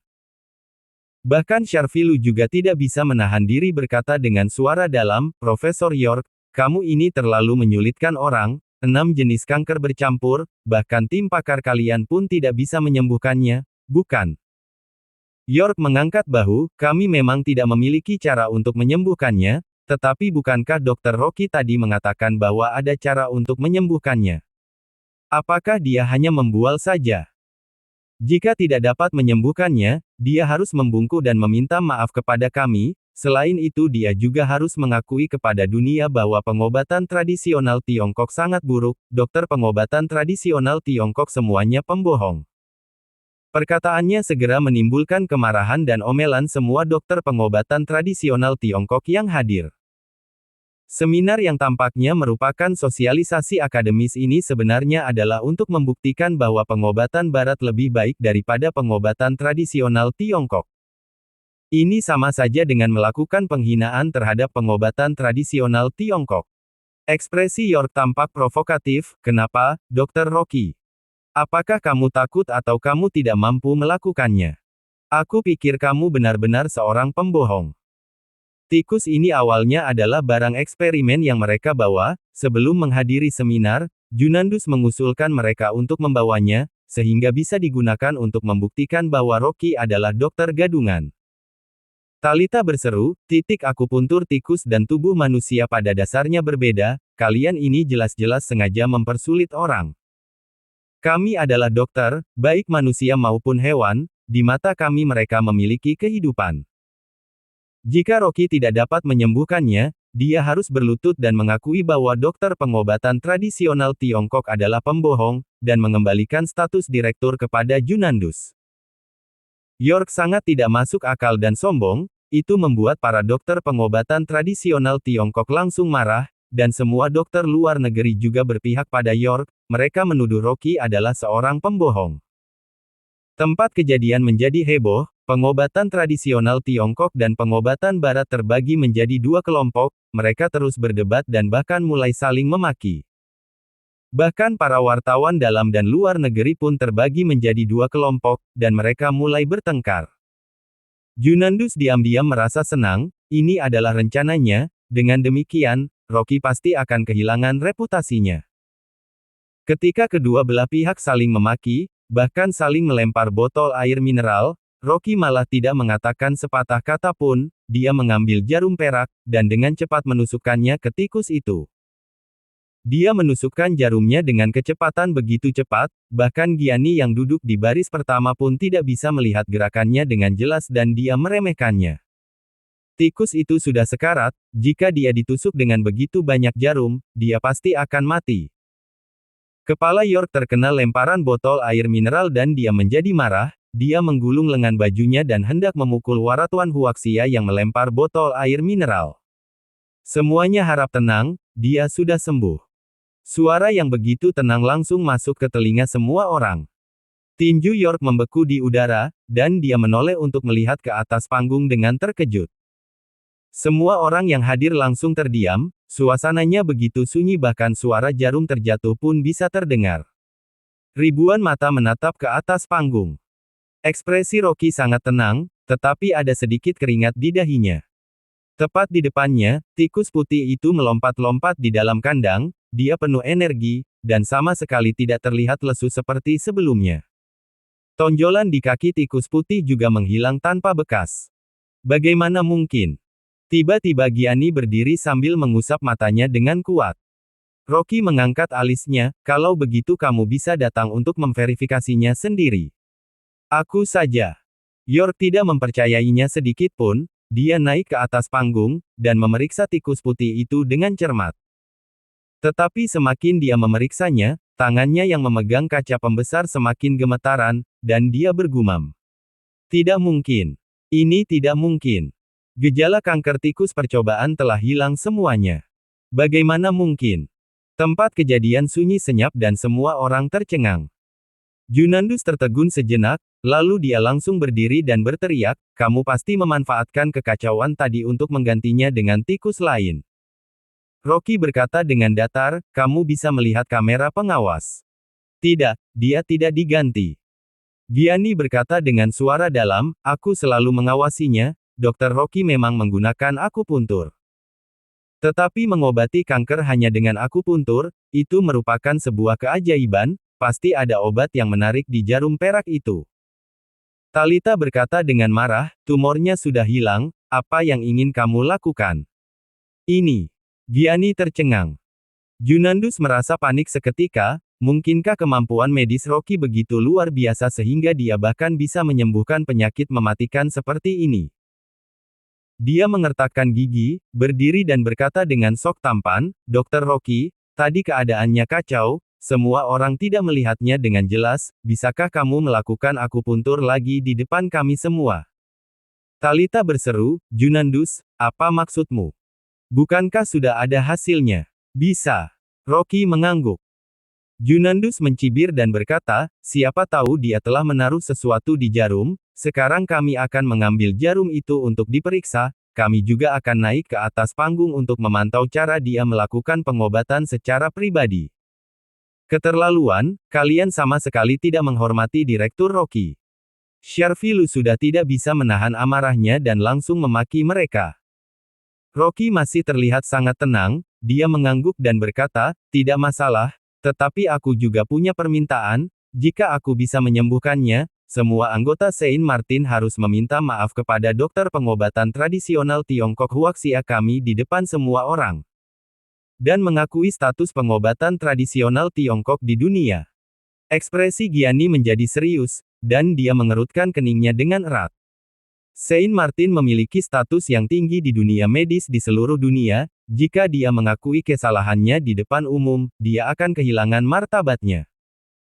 Tetapi Rocky bisa menyembuhkan 6 jenis kanker hanya dengan mengandalkan jarum perak, dia tidak bisa mempercayainya sedikitpun. Gianni meragu sejenak, lalu dia berkata dengan suara dalam, aku setuju. Rocky mengangguk, dia melirik ke arah Junandus, dan berkata sambil tersenyum sinis, adapun kamu, Junandus, bukankah kamu sudah lama dikeluarkan dari kalangan pengobatan tradisional Tiongkok? Kali ini kamu harus berlutut di depan semua orang dan mengakui bahwa kamu adalah seorang dokter gadungan di kalangan pengobatan tradisional Tiongkok.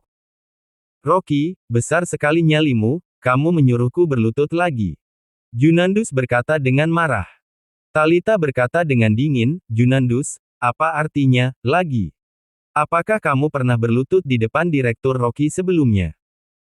Sharfilu yang berada di sebelahnya berkata dengan marah, dia pernah berlutut kepada Direktur Rocky 2 hingga 3 kali, dia tidak bisa menyembuhkan penyakit ayahnya sendirian, dia meminta Direktur Rocky untuk membantunya, setelah semuanya selesai dia ditampar oleh kakaknya. Ini. Rahasia Junandus terungkap, ekspresi wajahnya terlihat sangat malu. Dia sangat ingin menamparkan dirinya sendiri, ini adalah siaran langsung global, dia tidak sengaja keceplosan, dan membuat dirinya malu hingga ke luar negeri. Terdengar banyak suara tawa di tempat kejadian, bahkan Gianni pun menunjukkan ekspresi curiga. Junandus benar-benar sudah malu, dia berkata dengan mengertakkan gigi, oke, aku setuju.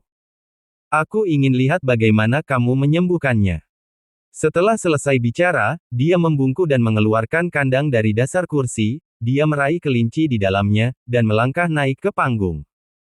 Direktur Rocky, kelinci ini mengalami banyak patah tulang dan juga menderita kanker otak, tolong kamu obati dia di depan umum.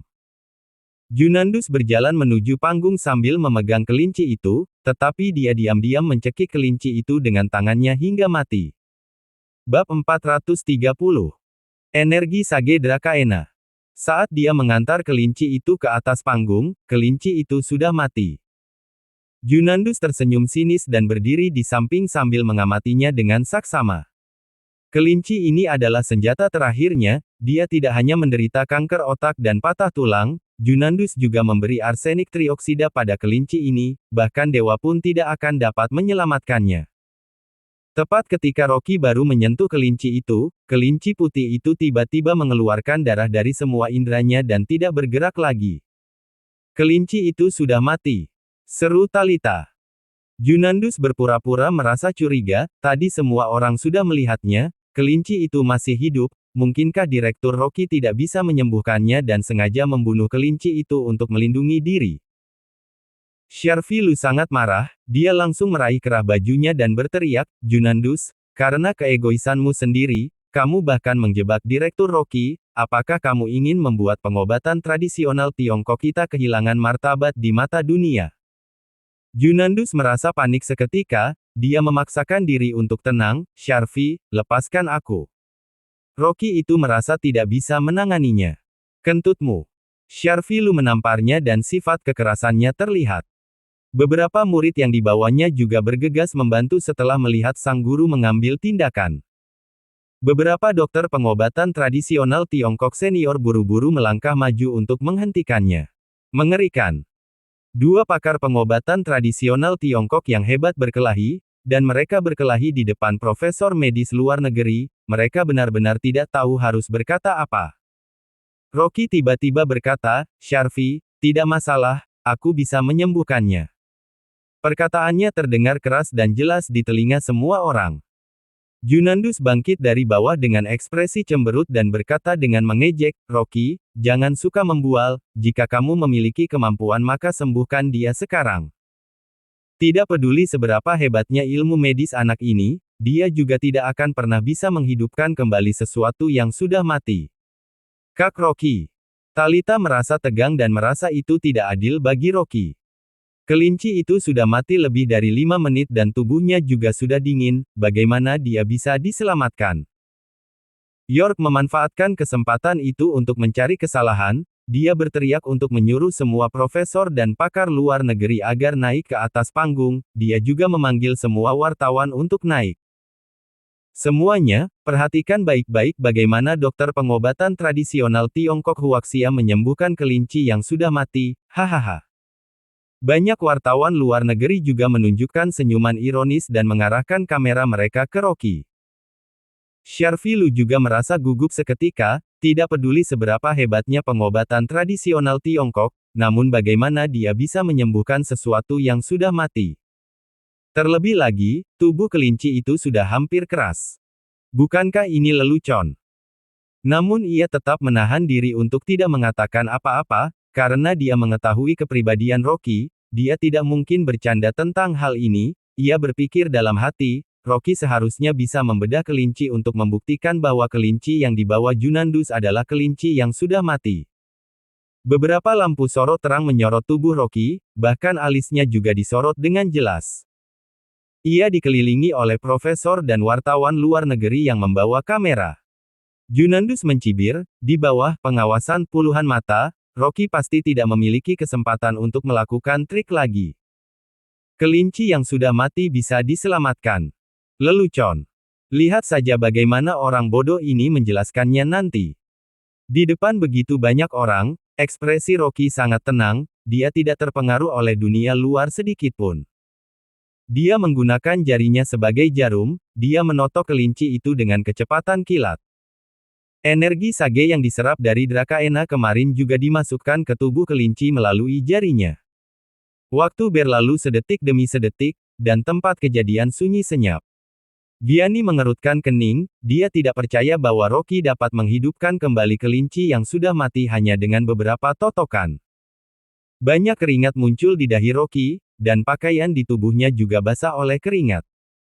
Untungnya, energi sage Drakaena yang diserap kemarin masih tertinggal di tubuhnya, itu tidak sepenuhnya menyatu dengan tubuhnya. Drakaena dapat memulihkan kembali kehidupan bonsai yang sudah lama mati, dan kelinci ini baru saja mati, masih ada sisa suhu hangat di tubuhnya, ditambah lagi kultivasi dirinya telah mencapai tahap tingkat paling dasar akhir, kemampuannya sudah benar-benar melampaui tingkat sebelumnya. Dia mungkin bisa menghidupkan kembali kelinci itu. Namun, proses menyalurkan energi sage Drakaena dari tubuhnya merupakan pekerjaan yang sangat sulit. Butir-butir keringat meluncur dari dahi Rocky ke bawah, Talita merasa kasihan padanya dan bergegas membantu menyeka keringatnya. 3 menit kemudian, Rocky akhirnya menarik napas panjang dan berbicara dengan lega, "Sudah selesai."